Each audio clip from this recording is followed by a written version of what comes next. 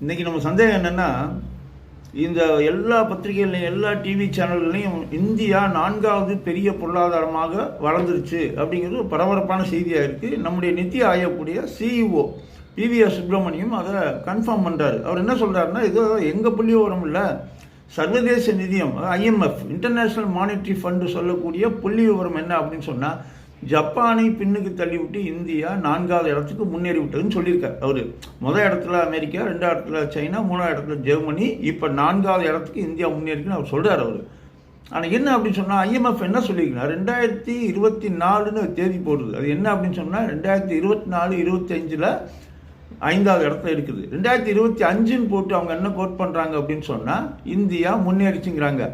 அது முன்னேறிச்சுன்னு ஐஎம்எஃப் சொல்லலை, முன்னேறிடும்னு சொல்லியிருக்காங்க. 2025-26 இவ்வளோ இருக்கலாம்னு சொல்லியிருக்காங்க. அதனால் இது எப்படி இவ்வளோ பரபரப்பாக பேசப்படுற விஷயமா